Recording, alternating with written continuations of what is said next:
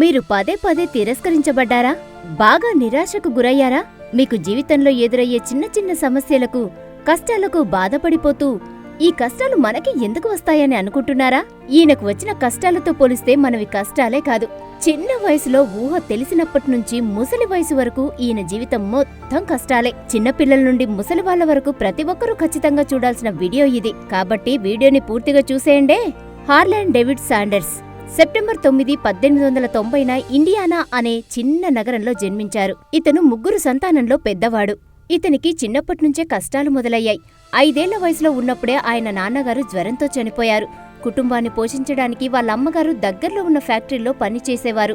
Sanders ఇంటి దగ్గరే ఉండి తమ్ముణ్ణి, చెల్లిని చూసుకునేవాడు. కొంతకాలానికి వాళ్ళమ్మ శాండర్స్ కి వంట చేయడం నేర్పించారు. అలా చిన్న వయసులోనే వంట చేసి వాళ్ళ అమ్మగారికి క్యారేజ్ తీసుకుని వెళ్లేవాడు. ఇక అతనికి చిన్నతనం నుంచే వంట చేయడంలో నైపుణ్యత వచ్చేసింది. పేదరికం కారణంగా 7వ తరగతితో చదువుని మానేసి గుర్రపు బండ్లకు రంగులు వేయడానికి పొలం పనులకి వెళ్లేవాడు. ఇతనికి 12 సంవత్సరాల వయసున్నప్పుడు వాళ్ళ అమ్మగారు రెండో పెళ్లి చేసుకున్నారు. కాని రెండో తండ్రికి ఈ పిల్లలు ఉండటం ఇష్టం లేదు. ఎప్పుడూ గొడవ పడుతూ ఉండేవాడు. దాంతో శాండర్స్ వాళ్ళమ్మని ఒప్పించి ఇంటి నుంచి బయటకు వెళ్లిపోయాడు. వాళ్ల అంకుల్ దగ్గరే ఉంటూ ఏ పని దొరికితే ఆ పనికి వెళ్లేవాడు. అలా 17 సంవత్సరాల వయసు వచ్చేసరికే బొగ్గు లోడ్ చేయటం, పెయింటర్గా, కండక్టర్గా, స్టీమ్ ఇంజన్లను క్లీన్ చేయటం, ఇలా 6కి పైగా ఉద్యోగాలు మారాడు. 18 సంవత్సరాల వయసులో ఇతనికి పెళ్లయింది. ఇతనికి 3 పిల్లలు. అయితే చిన్న వయసులోనే కొడుకు అనారోగ్యంతో చనిపోయాడు. ఇతనికి ఒక ఉద్యోగమంటూ ఉండేది కాదు.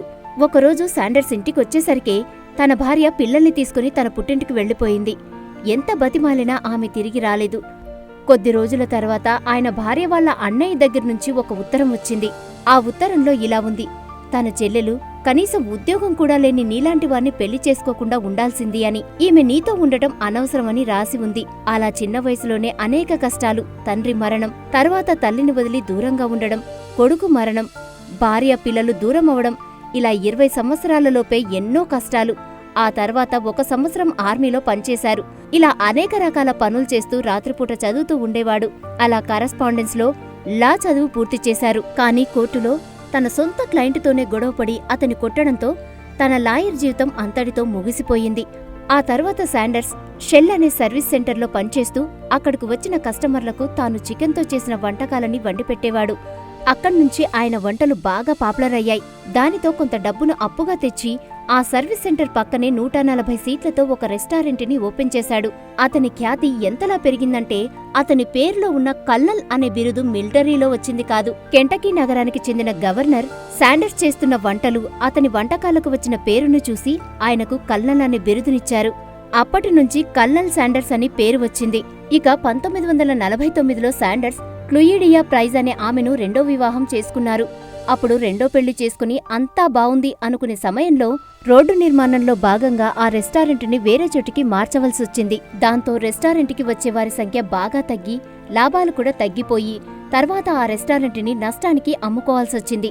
ఇలా జీవితమంతా కష్టాలు, నష్టాలే. 65 సంవత్సరాల వయసులో గడిచిన జీవితాన్ని, కష్టాలను, నష్టాలను తలుచుకొని మరియు పెన్షన్ చెక్కును చూసి తనకు చాలా బాధేసింది. తనకంటూ చేసుకున్నది, సాధించింది ఏమీ లేదు అనుకుంటూ ఆత్మహత్య చేసుకుందామని ఓ చెట్టు కింద కూర్చుని సూసైడ్ లెటర్ రాస్తూ ఉండగా మళ్లీ మనసు మార్చుకొని ఏదైనా సాధించాలి అనుకున్నారు. ఆ వయసులో ఎవరైనా ఏమనుకుంటారు? వయసు ఎలాగో అయిపోయింది, మిగిలిన జీవితం ఎలాగో అలా బ్రతికేద్దాం అనుకుంటారు.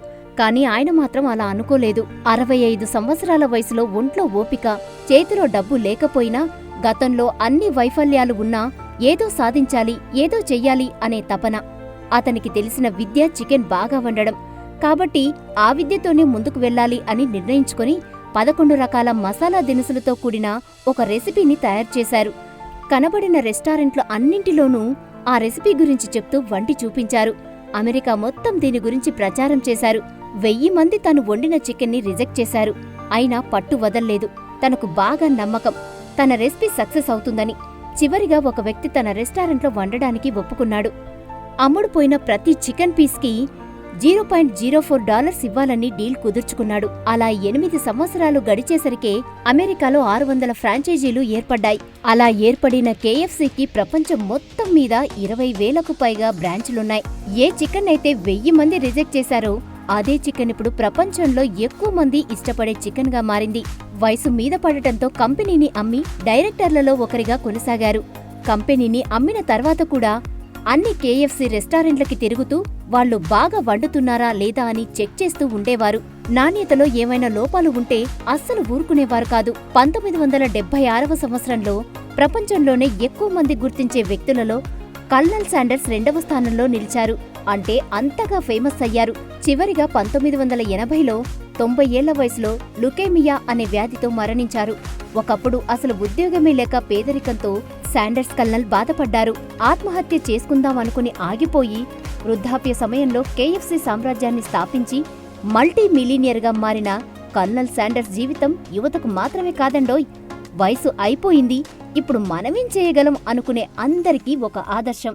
మీకీ వీడియో నచ్చినట్లయితే లైక్ చేయండి, షేర్ చేయండి. ఇలాంటి మరిన్ని వీడియోస్ కోసం ఈ ఛానల్ని సబ్స్క్రైబ్ చేసుకుని బెల్ ఐకాన్ మీద క్లిక్ చేయండి. నెక్స్ట్ వీడియోలో మళ్ళీ కలుద్దాం. Thanks for watching.